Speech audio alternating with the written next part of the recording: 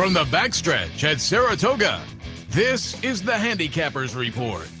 The Handicappers Report is brought to you by Pinnell's Restaurant, a Saratoga tradition since 1922. 284 Jefferson Street, Saratoga, just minutes from the track. The new Capital OTB wagering platform. Bet any place, anytime with the new Capital OTB wagering platform. And CapitalOTBBet.com, the premier wagering site in New York State.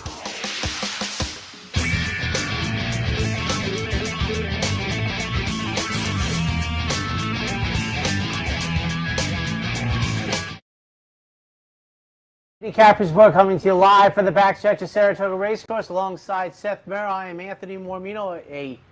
Back to the glorious morning checkbox. Chamber of Commerce Day. Oh, yeah.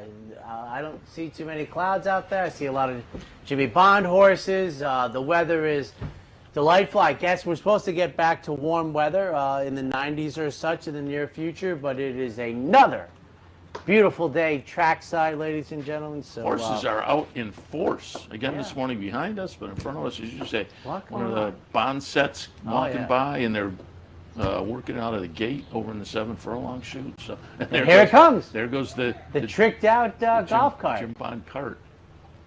Three-seater, three-rower. It's called the Jim Bond shuttle henceforth. It's his shuttle. And then there's two carts following him. A big crowd today to see yes, another three-seater going on. So, and a convertible. We got it all going on. Must be Alabama week leading up to Travers week. So, interesting day of racing yesterday. Couple quick notes. This is something that I don't play very many daily doubles, which was the original horizontal bet. And this is going back about 30 years ago. Somebody said to me that when long shots are the double itself is anemic compared to the parlay. Something I never thought about because I didn't play the daily double. But after that point, when I saw back-to-back long prices, and I'm talking really north of $30 mutuals, I would check it out. And it stood up. Now, I've never done a hardcore study of it, but once again, the late double yesterday, what do we have? This $60 winner, $68 and a $54. So I checked it out. Well, the parlay would have been a little bit north of $1,850. The double was south of $1,350. And I have to tell you, without having done, a full 1 year analysis of, say, the 5 biggest tracks in America, it stands up. It is always awful, the double. Or if not, I shouldn't say always. That's a bad place to start. But it amazes me how that has stood up. And this person that told me that did not strike me as the type of person going into the stacks at a library and doing a full-fledged study. But my first impression would be, and something I've not studied at all, but my first impression would be the double gets a lot of people who are like, hey, my birthday's on the 14th. They played the 1-4 yesterday. So there's some extra push on just people who are taking pops. But on in numbers. a NYRA pool, doesn't have to be a gigantic amount. I think on a NYRA pool, you're getting enough people over there who are maybe doing that and taking a pop. So the moral of the story is if you play your birthday, play the parlay. Yeah, that's the moral of the story. You're cheating yourself out of, what is it, almost 40%? That's a bad beat. 5 New York. Like I say, I've never studied. I don't know, but that would be my kind of first thought. And I got to say, also want to say, it's usually not close. This is somewhat emblematic of you want to start crying. I always tell people, I go, somebody's sitting there going 13.43. I go, you lost $500. You're betting your birthday and it costs you $500. Also, something else in the last race, and I've mentioned this before. Years ago, I decided that, how people like to say when they drop in for the tag, who's the new face? So I went and I said, well, because I am contrarian, not so much to be contrarian, but you're rewarded for it at the racetrack so much. So I started doing, highlighting the horses who were the most veteran, or the second most veteran. In other words, stuck in this condition the longest. Gary Siaka down the road. Most veteran one. The opposite, new faces, crowd. And I'm also here to tell you that as a return on investment, it's not too bad, because it seems as if the betting dollars often will go to the new shooters. What do we say? There's a saying. What is it? The biggest hop is a drop. Is that it? I don't get the hop, but that's since hop and drop rhyme. So once again, whenever you have a large group of people going there, I always say go the other way. You're going to get rewarded for it. So that was it. Michelle Hemingway, I believe that was her first victory. She was emotional after the victory, understandably so. You got a win up at Saratoga. And Phil Bauer, with a limited number of starters. It's like shooting fish in a barrel for Phil. Pay attention when he is entering up here at Saratoga this season. So I was a day early on coming home and seeing my wife asleep while the Hemingway PBS story was on. I was a day early. It was the next day. But we actually that was the best bet in the CU for me. So it was $4.60. So a nice, so her and Michelle Lovell, two first victory. Now, was it Michelle Hemingway's first horse she ran here? I don't know. No, it wouldn't be. I had the other one. Oh, yeah. Yeah, so, but no, it's a great story. I mean, I can't imagine. I always say this. We had a guest on yesterday. It's hard for me, and I won't speak for Seth, but I grew up here. I think, I know that it's wonderful, and it's beautiful, and it's fun, and I wish racing was like this everywhere. But what it must be like for an outsider, and the closest I can get, Seth, and I don't know, you grew up in Amsterdam, but I tell people all the time, the first time I remember coming here, we came up the same way that I still come up this day, which is this Nelson Avenue. And I first saw the harness track on the left, and they're like, no, that's not it. It's going to be on the... And I came up, and when you get to the gap and you see it, I mean, I was taking it that moment. So, I was a little kid. So, it's hard. We come, 40 days a year for 10 years, but...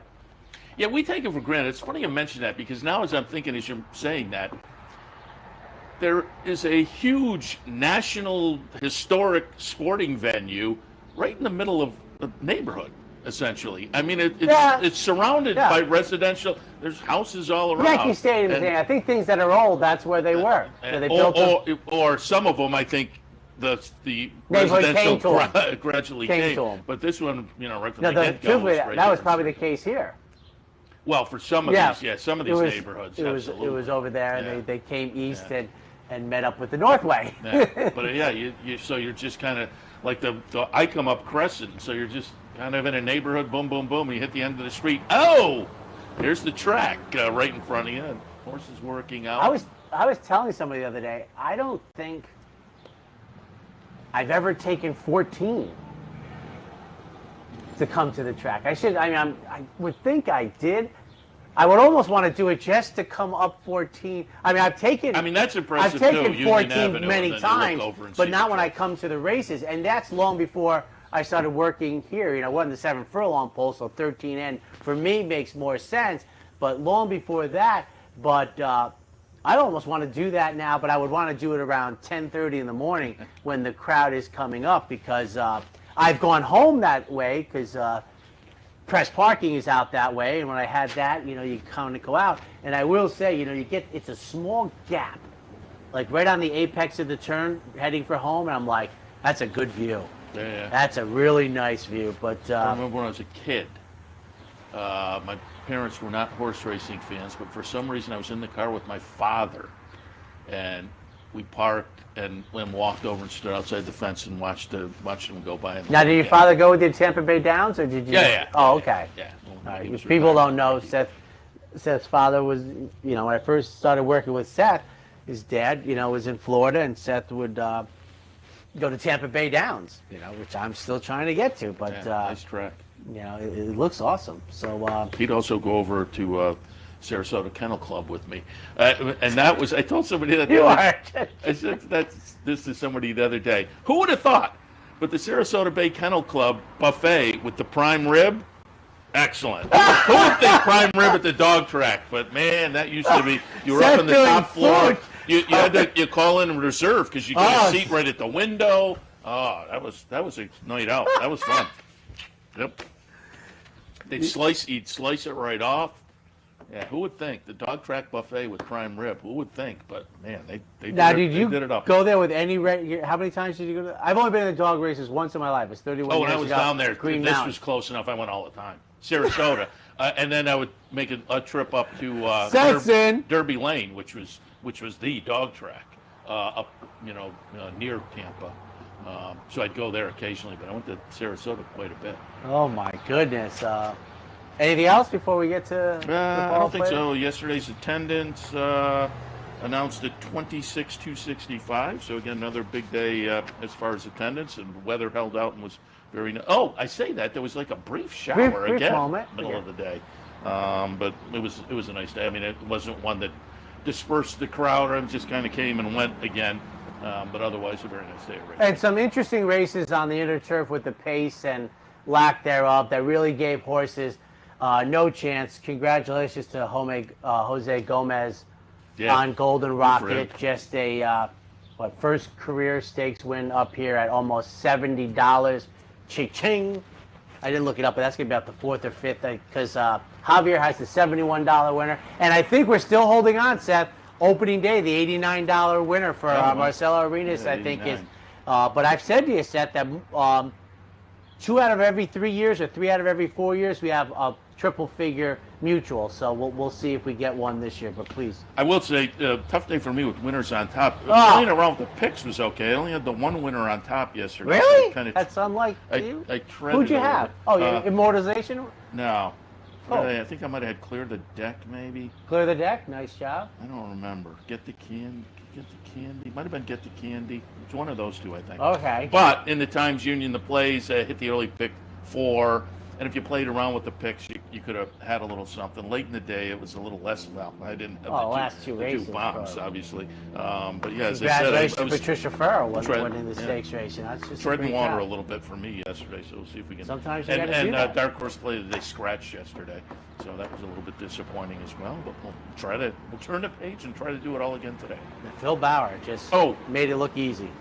Also, Phil, like I say, just phenomenal numbers with limited starters. There is another note.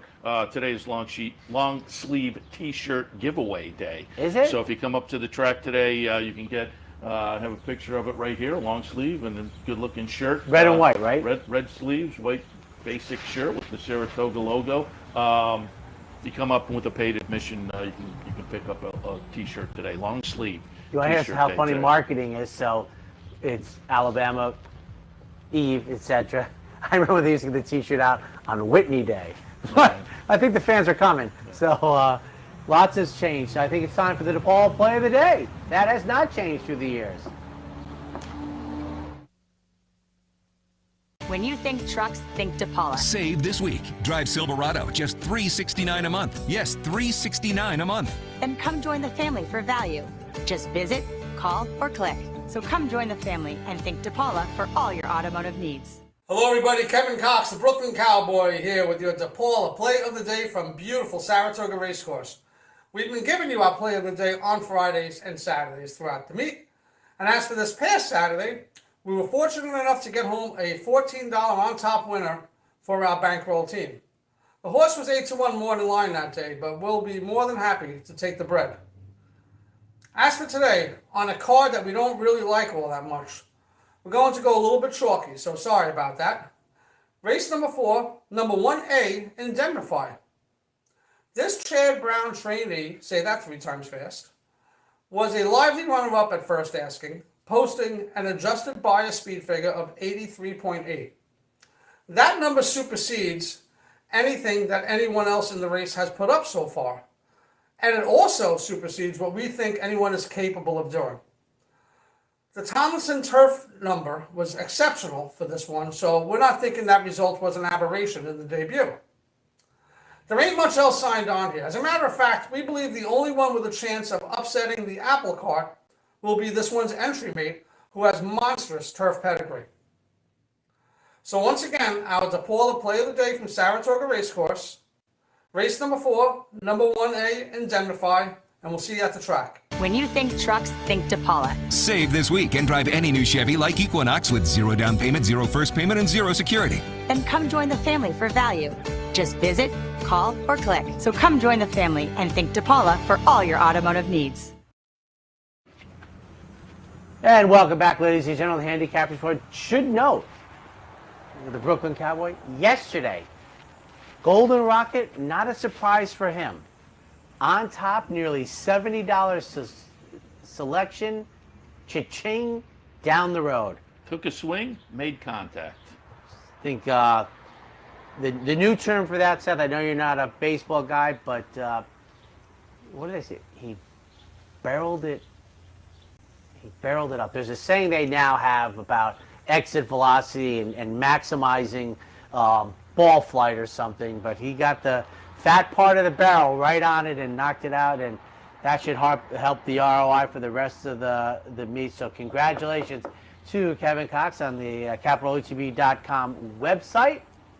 So he was really lucky. He parlayed the late daily double, not bet the daily double, and got $533 more for the same wager.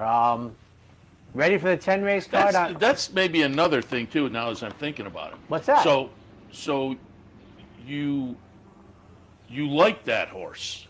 First horse. You like the first one, so you wheel it in the double. Parlay, you can't do that.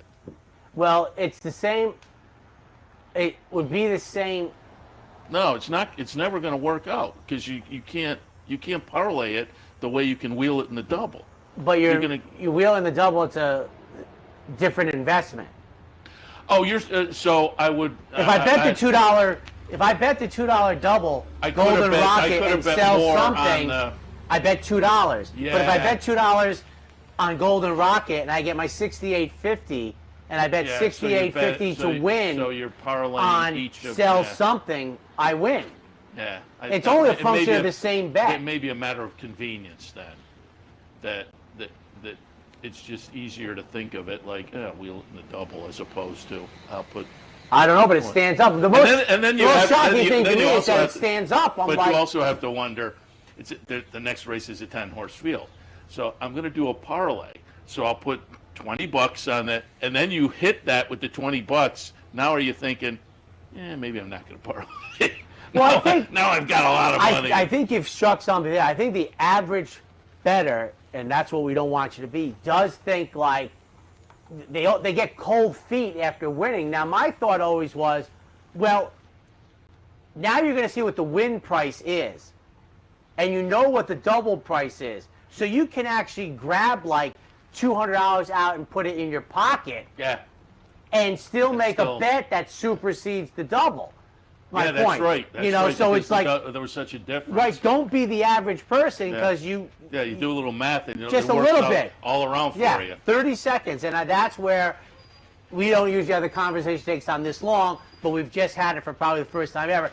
That's the real key. The real key is I can understand you have a $68.50 winner. You don't want to roll it all, which is what you were willing to do with the double. Yeah. So here's the edge you get. You can pocket some, a good amount usually. Yeah, mentally you're already committed with the double. Whereas with the parlay, but then, I just had a really nice hit. And but you're right, with the difference, you can the spread pull the difference out a little. And then, and that's the whole idea. The whole idea is to take one or two more steps of thinking beyond the easy. The old idea, and I know you like exactas and I like tries. It's like, I'll just take the 2, 4, 8, exacta box. Well, what happens if one of them's like $63 and the other one's $21? It's like you start weighting it, going, do I really think this? But that's another thing. But you've seen the whole idea. You spoke to the audience about the idea of the parlay, where it's really good for the bettor, apparently, when these long shots win. So we have a 10 race card. The weather's beautiful out here. Ladies and gentlemen, come on down. The opener, the Wilson Shoot, being popular of late.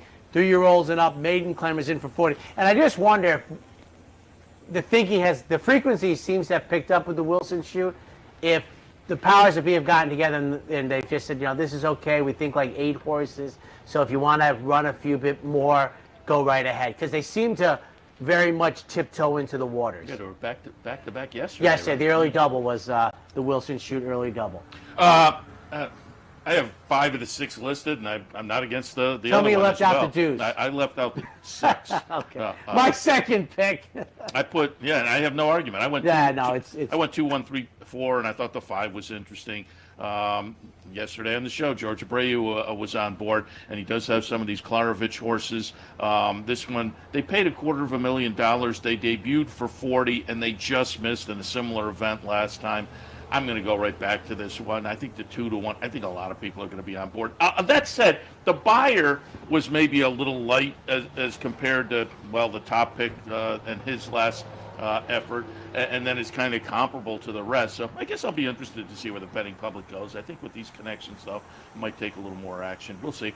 Strong light for our friends at West Point, coming out of, again, pretty good number last time. Coming up from Churchill now and getting a little class relief off the last few, and North Pole in the 3rd spot off the claim, going out for David Jacobson, again, the returning trainer. We'll see how that works out, but again, Ministerial, I think, is interesting from Wesley Ward at potentially a price. I'll probably play around with that one regardless, but I have a 2, 1, 3, and 4. I would suspect that on the first Saturday meet, I might have said that, boy, I'd be surprised if Psychic Income doesn't get claimed. Well, 2 things. Did not get claimed, and if you had claimed it, you would have been the winner because you would have still had this condition. And now that makes me think, like, do you not claim because you're like, I'm not going to have this condition. This horse is going to win. But they got through the condition. I have to tell you, I'll be surprised if they get through it again today. But it is my on-top pick. I mean, it was set the pace, got beat a nose, going, the first Wilson mile, and we've kind of have felt as if overall the track has been playing slow final running times, heavy, tiring, whatever you want to call it. This horse set the pace, it got beat, comes back in here, the horse to beat, the race goes through him, going the mile again. I'm on the outside, number 6, Orlando Noda, shortens up from a mile and an 1/8, full 2 turns, but the 1-turn race at Belmont before that, beaten 9-5 favorite. And for 3rd, number 4, No Code, making the 4th career start for Todd Pletcher. 3rd time in for the tag, 2-6-4. Race number 2 on a Friday afternoon. Maiden Claimer, they'll go a mile on the grass. 7-8-1 for me, as I've said many times before. I love these races, but I'll tell you, there have been multiple. So we could almost do a show where, like Eddie Mush in, what was it? Bronxdale. Looking at the pace, looking at my horse 7 lengths back on the turf, I'd have just ripped up my tickets. And they've end up running 2nd or 3rd, so I have felt as if the opportunity was there, but I'm a big pace guy even in turf races, and I know it's less important, but to me it's important, and it's just the way the races are being run, particularly on the inner, particularly with the rails down. Now, I'll say this. On Wednesday, I'm suspecting it's going to be the same story on the Mellon 2 weeks later. They're going to drop the rails, and who takes the hedge and what the pace. So 7-8-1 for me, and gather the facts. First time in for a tag for Chad Brown. They're taking blinkers off after trying it. Losing on debut, coming back as a favorite, got beat. Now tries 2 turns for the first time. Manny Franco's aboard for the 3rd time. Number 8, Lady Firefoot. Pat Reynolds sends out this runner for the 2nd career start. Debuted for 40 in a turf sprint. Based on the pedigree, I think that might have just been like a warm-up for afternoon racing. And for 3rd, drawing the hedge, beachfront bid for Chad Brown. First time in for a tag, 8-5 with IRAT. The race goes through her, 7-8-1. Yeah, I put beachfront bid on top, but yours scares me. Beachfront bid, again, stepping maiden special weight to maiden claiming. I'm a buyer's guy. They're a tool in the toolbox, but every once in a while you see one like this where it just seems like a clear buyer's head. So Irad Ortiz on board. I'll go in that direction. Miss Bonnie T, nice 2nd place finish on the move up here. First off the claim down at Belmont. Came up, and as I say, just by a neck. So that was a pretty good effort. Showed a little affinity for the track, and then gathered the facts, who, again, come from Chad and Klarovich, could be a little bit intriguing. Again, a lot of news about Chad Brown over the past 24 hours. And see how his barn handles that over the next few days. But in the 2nd, 1-5, 7-2. And there is no way that is a Seth Merrow tie. It's the right pattern, But that Royal Blue actually, is too showy. No. When I put this on this morning, I was thinking of this. I don't It's remember. a gorgeous tie, by the way. I could have bought this. This would be in my wheelhouse. But I didn't remember. As I put it on this morning, I thought. Not in your wheelhouse. No. This is my like color. Showy. This is my color. I love Royal Blue. It's a great tie. Thank you. You're welcome. Like I don't remember. Could have been. But I could have. So you're saying there's a chance? There's a chance I bought it. Yeah, there's a chance. And it's not the fact whether Seth buys his or not. It's just the thing about this has always been the style that I know who he is. To be slightly conservative. Yeah, slightly conservative. So when Vic handed me his collection, his hand-me-down collection, stellar. It stepped me up a little. Now I have to ask you, has the box come yet? Or, I know you say it's usually the end, right? The end. Yeah, sometimes. I mean, it's not. It's not an annual thing by any. Oh, okay. On to the third race. We're going to go one lap around. 3-year-olds and up in for 62. Non-winners of 2 other than on the dirt. 2, 1, 6, and 4 for me. I thought the 5 was playable as well. Wouldn't talk anybody off 235, but I put Alejandro on top. Comes up from a nice win at Churchill for Steve Asmussen. I think I looked this up, and sometimes I look things up and go in another direction. But I think the stat I put in the Times Union did look at the Churchill shippers for Steve Asmussen at this meet, and there were, I believe, 12 of them. Only 3 of them have won.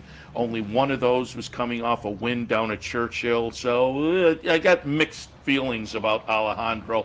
But I think if the morning line holds up, the 4-1 is about right to take the shot on those numbers, which overall, 3 out of 12, okay. But as I say, only one of those coming out of a win. We'll see. Castellano on board. There are things to like, and again, part of that is also the 4-1 morning line. Valerio in the second spot, coming off a claim, comes up from the Mid-Atlantic, had been in some stakes company. I think this horse is going to match up nicely with this bunch, but there's always a little bit of a question mark on these horses shipping in from other circuits. Bourbon Calling, also coming in from Churchill, this one from Ian Wilkes, off a nice close-up 4th place finish.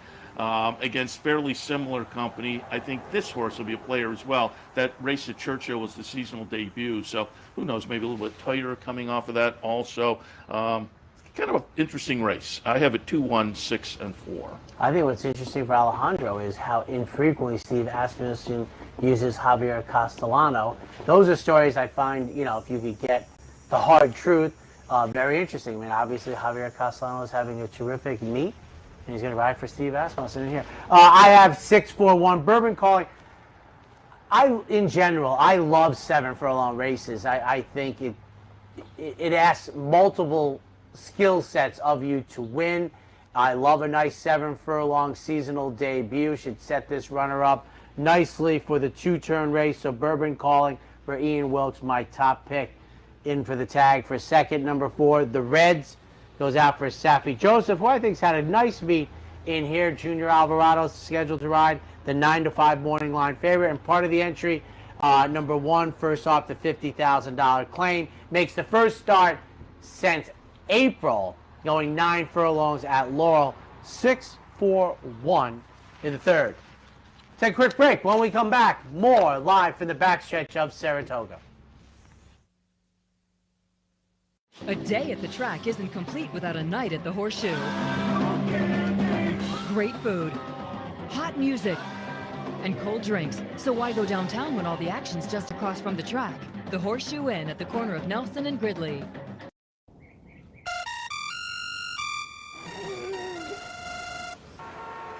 Come on. I want sales reports on my desk by Monday. Whoops. My bad. Love racing? RTN brings you every live simulcast on your home television, plus live video streaming and race replays on your PC and mobile devices. To order, visit rtn.tv. RTN, a breed apart. Birdstone is an outside front. They're coming down to the finish.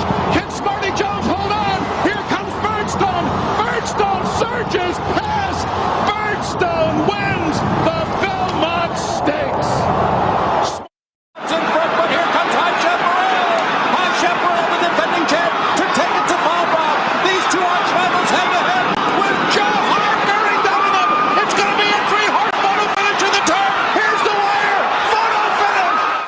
Having trouble finding us? It's actually quite simple. Whether online or on your TV, it's never been easier to watch and wager on championship horse racing with Capital OTB. Simply log on to capitalotbbet.com. There you can watch our morning shows, live stream races, and wager on our state-of-the-art wagering platform. You can also watch from the comfort of your home on Spectrum Cable Channel 1250 or Fios Channel 467 and win more with Capital OTB.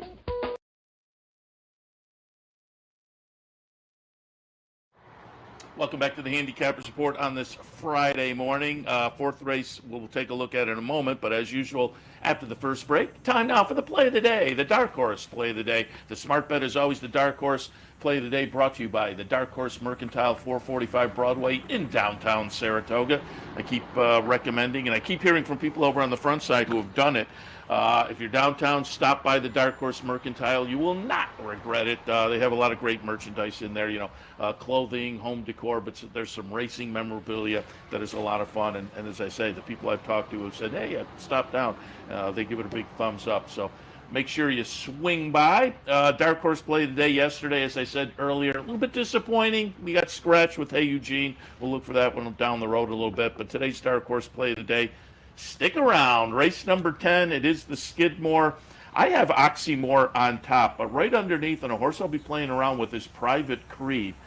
I'm curious if the morning line will hold up, but on the morning line, I had to make this a dark horse play of the day. Private Creed, the number 5 horse in race number 10, goes out for Steve Asmussen, lived up to the Jimmy Creed sire breeding. Jimmy Creed, very good with first-time runners. Was at Ellis. Ellis, over the past few years, has been a very salty place for 2-year-olds to start their career and move on from. We'll see if this one can live up to that. Sold earlier this year at a 2-year-old sale and came right out of the box at Ellis and won very nicely, going 5.5 on the turf. I think this horse is absolutely legit in here for Asmussen at a 10-1 morning line. That, obviously they're a maiden special stepping into stakes company, but it's that time of year for 2-year-olds, and there are a number of others in here doing exactly the same thing. So I don't think the horse is overmatched by any stretch of the imagination. I think off the debut down at Ellis, Private Creed, very, very intriguing in here, potentially a nice price. So for me, today's dark horse play of the day is in race number 10, the Skidmore, horse number 5, Private Creed. All right, fourth race at Saratoga on Friday afternoon, maiden special 3-year-olds and up, going 8.5 on the grass. 1A, 2, and 4. My selections in here, and part of the entry, Indemnify. I wasn't. You were interested in having both halves or just the one? I'm using both. You're using both halves. Okay. I think they're both fairly live. The 1 to 5, right, had to be the horse that's run. Absolutely. I mean, you can't. I mean, as much as I would like the Kingman going 8.5 on the inside and might be the one to bet. And the other thing I've noticed when these came out is another 1 to 5 shot on the morning line. I mean, I think I give David Aragona credit because I think that's what the public is going to bet this down to, and that's what his job is to do. I mean, it sounds silly for a second-time starter or a debut runner. And by the way, the second-time starter is in here because they lost on debut. So you're 1 to 5, but the race goes through this runner, and who the heck knows if the firster isn't better in the barn's mind. We had Jorge Abreu on yesterday and just talking to them, and after the fact, they're in a better position to tell you what they thought, and they're going to come out and say, no, I think Transactional is really sharp. Well, Indemnify's already shown us he's got skills, so I have the 1A Indemnify. I guess Transactional can only help me. What I do think is interesting here, Seth, is not help you with the odds. Well, what I'm thinking is, but Indemnify was the one that was going to. You're wondering how much is the firster hurting? Like usually the other one does hurt you, but isn't Indemnify carrying the 1 to 5 almost by himself? What would you expect? I wonder if there was only one or the other. I wonder if Indemnify was by himself. Would he be 9 to 5? Yeah. He's not going to be. Yeah, but you still Indemnify. That's by what would be himself. interesting. I might hit Twitter up with David and say, if it was just Transactional, what would you have been thinking? Well, I'd Not be even more even interested if it was just Indemnify, because I think that one's probably going to come up a clip. 3 to 5? Yeah, I mean, it'd still be really short, yeah, Yeah. but I think it would come up a little bit. So Indemnify is helping out Transaction a lot more, who we think would probably be 9 to 5 Yeah. on debut. Yeah. I'll take Seth has both. Kingman I love. For second, Outperform. Good luck there. The gun runner for Todd Pletcher makes the turf debut in the 4th career start. I like the distance of ground though. And for third, Whiskey Lullaby comes off a $75,000 claim. Oh, quick note. I know it doesn't involve us, but I think it's newsworthy. They ran one of those $150,000 maiden claimings out at Del Mar. One got picked off. Sam Malone got picked off for $150K. I will be watching closely. 1A, 2, and 4. Wow. Yikes. There's a gamble. That's gambling. Yeah. I used to tell my parents that all the time. I don't have a whole lot to add. The entry on top, Outperform tries the turf for the first time. I found that interesting, but they're coming off a turf workout, so clearly, the feeling was, let's give it a shot. Whiskey Lullaby off the claim, showed some speed up here against a little bit lesser. That was my concern. I mentioned Logan's Runner. I have that one down the 4th spot only because I assume referring to the movie, and I looked at the sire and the dam, and I didn't really see anything about that, but I forgot about that movie until you just said that. Michael York, Farrah Fawcett, 1977. Jenny Augeter, was that her name? Was that Michael York's last drink from Leading Man Fountain? Leading man, but he was Austin Powers, but he wasn't the leading man there. But yeah, I don't know. I'd have to go look. I'd have to IMDb that. But if nobody's ever seen it, kind of a fun science fiction movie. Oh, and I'm blanking on his name now. The old man when they got out, it was Peter Ustinov. Peter Ustinov. On to the 5th, 3-year-olds and up. Claimers in for 25. 2L, 7/8. 3, 6, 5, and 1. Joey Loose Lips on top for me, making that class move that I like. State bred allowance. Last time was actually state bred stake into open company. Now, all of that said, this is maybe not the scenario where this move is most potent in that the horse hasn't been seen since that Albany last year 363 at Saratoga. So, now coming back off the layoff for 25. But do know, before those last 2 races, state bred stakes race and the state bred allowance, they claimed the horse for 25. So, clearly they have some money into it. I would think they probably could have gone for the waiver off of that layoff, I would assume. So that's maybe a little bit of a negative as well. All of that said, I thought the latest workout, kind of touted the horses maybe being ready. So we'll see. Joey Loose Lips on top with some question marks. Top of the mint in the 2nd slot. Mark Hennig trainee hasn't been seen since mid-June down at Belmont. Comes back at a little bit of a reduced rate, but it seems like the races this one tends to fit nicely with this group. Joe Sharp now has Perfect Silent Cat. I thought that one coming in from the Midwest most recently probably fits in decently with this particular group. Nicholas James from the inside with the early speed. That horse could be a player as well. Stepping on his starter allowance company. Class-wise, might class up nicely with this group. I wouldn't talk anybody out of that one either. But for me, I have a 3, 6, 5, and 1. We're trying to get our friend of the program, Mark Hennig, off the duck. 2 starts for this runner in 21, 2 starts in 22, and that's where I gave the edge over the 3, as Seth and I have reversed the exacta, making the 3rd start of the year. Drops down from 42 L's to 25. Johnny V takes the mount. Top of the mint, I think, is a serious contender in here, and my top pick for the offspring of Central Banker for second. Number 3, Joey Loose Lips. These layoffs hardly matter at all to be contentious, at least, but I'll take the one with the experience this year, as I was teasing earlier, off the 363-day layoff with Kendrick Carmouche. Got the gold, number 8. Flavian Prat takes the mount off this recently claimed horse for $16,000. But I like top of the mint strongly in here. 6, 3, 8. Race number 6. We are looking at state-bred maiden special 2-year-olds. Again, they're on the grass, mile and 16. 11 is an MTO. 296 for me. And Secretary of War, I had contemplated making this the best bet in my Times Union sheet, but the Chad Brown entry was a little too easy to go for earlier in the card. But the Offspring of War Dancer makes the 2nd career start. Finished third on debut, draws inside here on the inner. Manny Franco, just get over the hedge and play your cards. Hopefully be up close to the pace. That's dawdling for second. Number 9, Provision. George Weaver's runner. The price is going at 20-1, being runner-up on debut for this offspring of Golden Sense. I haven't talked about Golden Sense very often this year, been mostly dialed into, Central Banker and the Sons of Spicetown. But I've said this for years now about Golden Sense, who was a back-to-back winner of the Breeders' Cup Dirt Mile. He has been a better stallion than he was a runner, and he has that. And I have to tell you, he has always stood for a modest fee. You know, I mean, I'm not in the business of consulting with that, but I'd be like, for $15,000 for the son of Into Mischief, I take a chance. Let's go Big Blue. Must be a New York Giants fan since it's August Dawn Farm. Seth won't be picking that horse at all. Oh, he put him on top. He didn't let his allegiance to the Gangrene go wrong. 296. Yeah, the allegiance is shaky over the last 20 years. Your allegiance to them is very shaky, so stepping out and going across the the locker room is easy.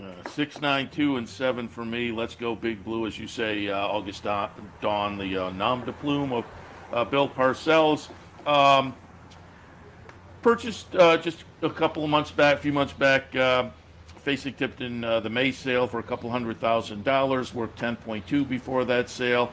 This one has a sibling called Pinehurst. If you remember, Pinehurst won the first 2 starts of the career, including the Del Mar Futurity. So in the first 2 starts, picked him the other day, didn't go too well. I think that is probably bodes well for win early, but you have Cairo Prince on top. Cairo Prince is another win early type of a sire. So I thought there was nice breeding top and bottom here. George Weaver can have them ready. Worked that 10.2 before the sale. I'll go with Let's Go Big Blue. Provision in the second slot. Experience counts. This is the other George Weaver. And actually, if I'm technically referring to the other, my top pick would be the other, being a slightly longer price. But Provision is also from George Weaver and comes out of that second place finish, also with experience. Jonathan Thomas, Secretary of War, behind LaChase, who we talked about yesterday, looking very good in debut. For Jorge Abreu, George Abreu, looking very good in there. Finished also behind Provision in that race. So with the experience under the belt, they're both, I think, very logical and playable. For me, in the 6, 9, 2, and 7. All right, take a quick break. When we come back, the late pick 4.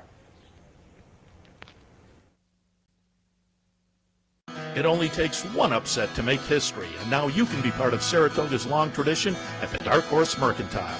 The Dark Horse Mercantile offers a carefully curated selection of clothing, gifts, and home decor, from one-of-a-kind vintage racing memorabilia to select brands like Barber and Under Armour, as well as exclusive Dark Horse branded merchandise. So celebrate the Dark Horse in all of us at the Dark Horse Mercantile, downtown Saratoga, where the smart bet is always the Dark Horse. Hello everyone, I'm Scott Vartley and I'm here at the West Condominiums in Saratoga Springs. And guess what? We are down to the home stretch. Everything is 2 bedrooms and 2 baths. Come make a selection of one of the greatest condos ever to be built in Saratoga Springs. We're starting in the upper 5s and the only rooftop penthouse available now under construction. Wow, just look at this patio. We have a rooftop pool, heated garage, balconies, and a gym. Call me at 518-281-6808. Capital OTB is now streaming live on Roku. The RTN Racing channel on Roku lets you watch OTB TV live through your Roku device or your Amazon Fire Stick, rather than being limited to computers and mobile devices, which means you can now watch OTB live wherever you are.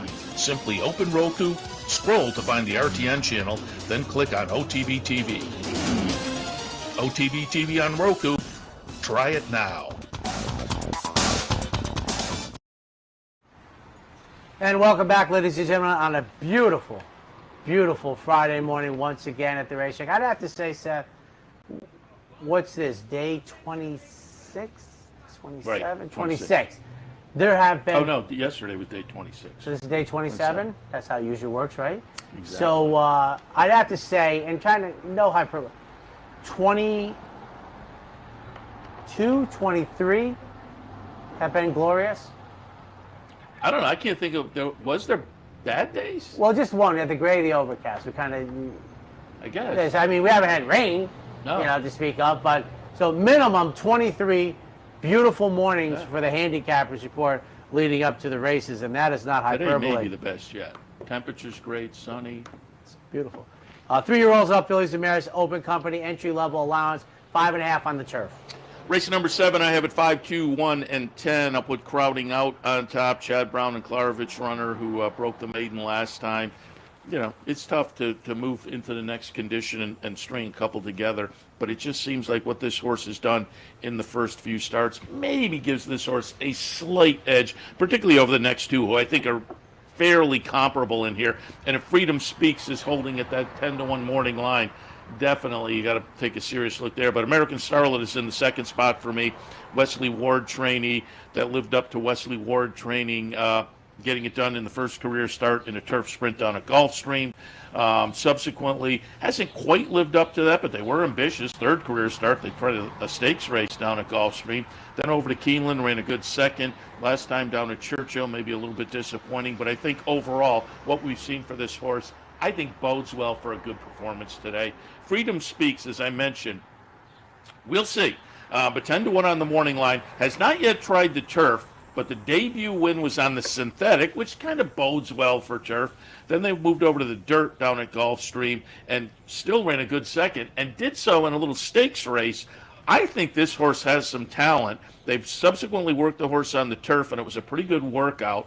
And again, given what we saw in the debut on the synthetic, I think at 10-1, Freedom Speaks is very interesting in here. For me in the 7th race, I have it 5, 2, 1, and 10. Just a quick note, not part of my picks, but number 8, A Little Faith, talked about how I have just kicked to the curb. They don't come back the same.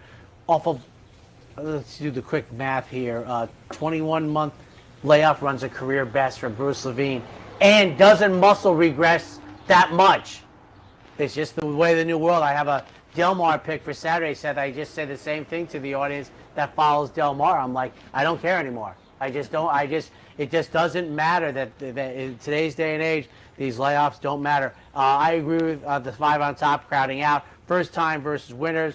Last year lost to Ogotten Girl in the seasonal finale. Turned out to be a seasonal finale in September. Came back here and won in a photo, thinking that was the first Wednesday of the meet. For a second, number 10, Christophe Clement adds blinkers. Second time versus winners. And I fear this horse greatly. I almost feel as if because of post position draw, good early speed from the 10, I could be in a bad spot with Crowding Out. And for third, Mike Michelli sends out the 7, coming off of a 5.5 furlong effort, finishing off the board at 13-1. I think things can work out better early and late. 5, 10, 7 in the 7. Yeah, I'm just looking at that because I was intrigued when you say that Sam Malone getting picked up for $150,000, claimed away from Bob Baffert, Piranhas Racing, and John Sadler. That's going to be interesting to see what that one does going forward. And for those who don't follow very closely, the claimers play at a big level also out there. And did you see the breeding? Was Sam Malone just a fan of the show, Yeah. or was there some kind of breeding? No, I didn't look at the fitting, but obviously that's cheers, right? Yeah. I don't follow.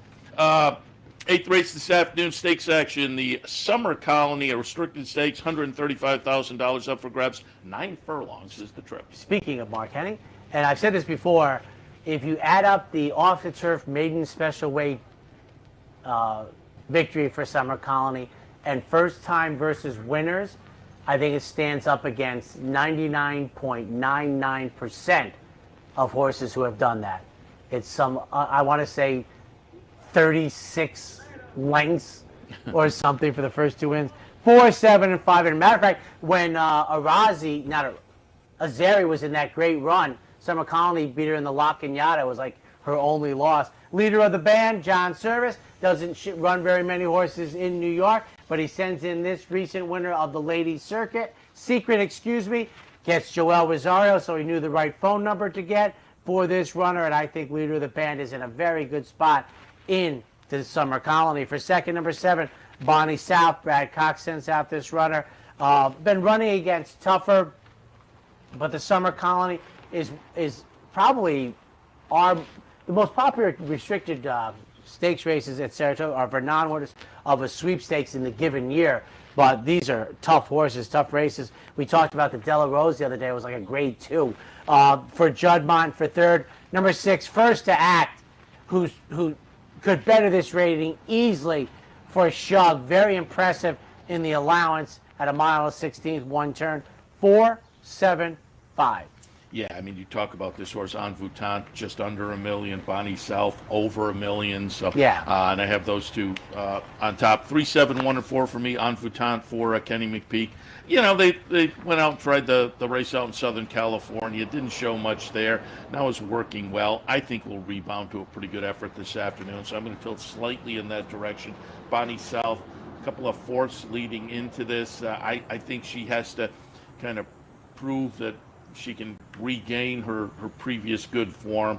I'll give her one more shot in here this season. Then Army Wife for Mike Maker, coming out of a third in the Molly Pitcher, won the stakes race at Thistledown before that. But Thistledown for a horse like this, well, put up $250,000. So I got to tip our cap there. In the 8 at Saratoga Summer Colony, 3, 7, 1, and 4. By the way, did you see the picture on Twitter? I haven't investigated enough of Churchill Downs, like at the turf course. Yeah, no. Were they top dressing it? Yes. Okay. As a golfer, I'm familiar with that idea. Darren Rogers, somebody from a helicopter said, "Oh, they're tearing it up, and it's dark." And I thought, well, but Darren Rogers tweeted out, "Yeah, they're putting on some kind of organic compound to help the roots." Golfers are very familiar with that, so that's why I didn't jump to that. That figures that'd be a tough knee-jerk reaction. Yeah. 9th race, 1.16 on the inner. 3-year-old fillies in for 50. I have an 8, 6, 7, and 1. I will put Judge Judith on top. Kathleen O'Connell trainee comes in with a 3-race win streak out of town. Tampa, Monmouth, Colonial.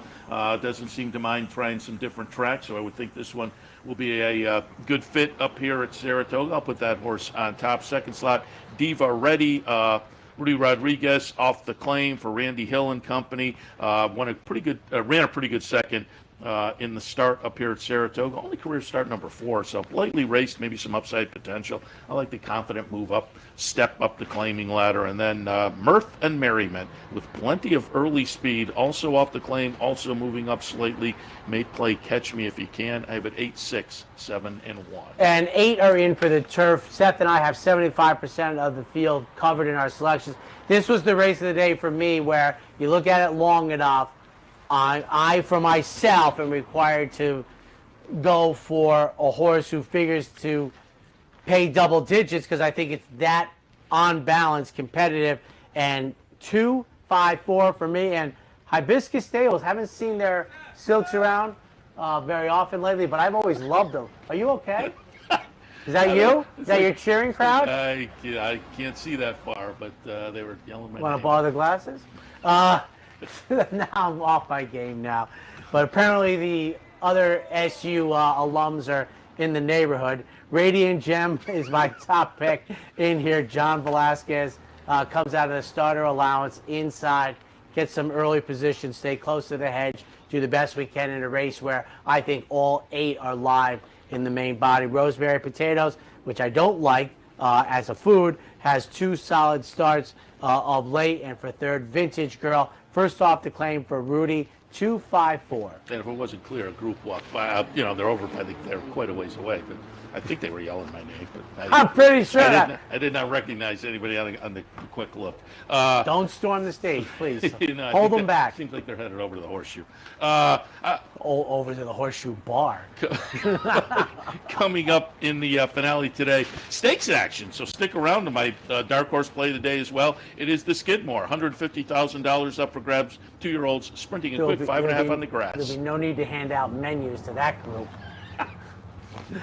8-3-2 in the Skidmore for me, and Appraise gets my top pick. 1 on debut at double digit for Manny Franco up here for Chad Brown. Makes the second start on the outside. Major contender in here. For second, Oxymore goes out for Chad Brown, takes over the training from Adam Rice, who won impressively on debut down at Belmont. For third, Fade the Noise, Mike Maker, not with Luis Saez, but with Flavian Prat. 8-3-2 in this year's Well, it's renewal. more Maker and Saez going 2 turns on this. Yeah, I and think is yeah. 3, 5, 8, and 2 for me. I put Oxymore on top. Just a really good-looking debut winner. Now moves into the Chad Brown barn from Michael Dubb and Company. So I had to go in that direction. But as I said earlier with the dark horse, I may regret. I probably should have taken the shot to put that one on top because of the price. But I'm going to play around with Private Creed. Appraise in the 3rd spot. Another Chad Runner, Fade the Noise for Mike Maker. Again, have that one down. That's playable too. So 3, 5, 8, and 2 for me in the finale. And what does that say about my fan base? Well, you're at the track. It's early morning. A couple guys. I think it's a good sign. All right, I'm going with that. I do too. They're what's enthusiastic. Enthusiastic is the euphemism you're looking for in that spot, and they'll probably be more enthusiastic in about 90 minutes. Who do you have on Racing Across America today?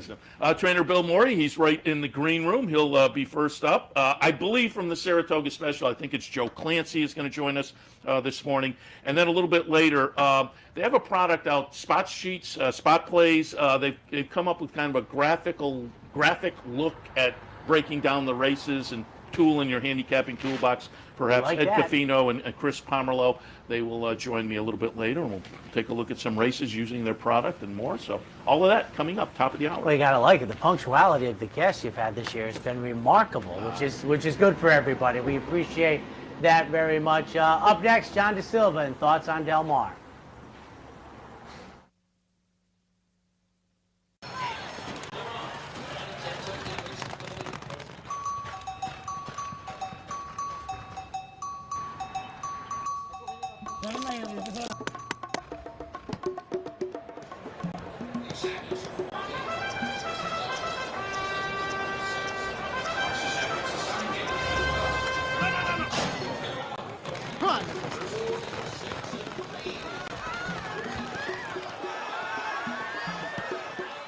No matter where in the world you are, the excitement of wagering on horse racing is just a click away. You'll get live streaming, past performances, race replays, our virtual tote board, analysis and selections from professional handicappers, a simple, safe, and secure wagering platform, and best of all, you get track prices. CapitalOTBBet.com. Bet any place, anytime at CapitalOTBBet.com. And be sure to download our new mobile app from the iTunes Store or Google Play. What if there was a way to become a better horse player, to have a better knowledge of the game, to be more successful? What if there were a way to take what you've learned, what you know, and make better decisions, better choices? In horse racing, knowledge is a powerful tool. Race results and replays, past performances and live streaming, wagering from all your digital devices. Capital OTB. Become a better horse player. You're watching OTB TV, a service of Capital Off Track Betting.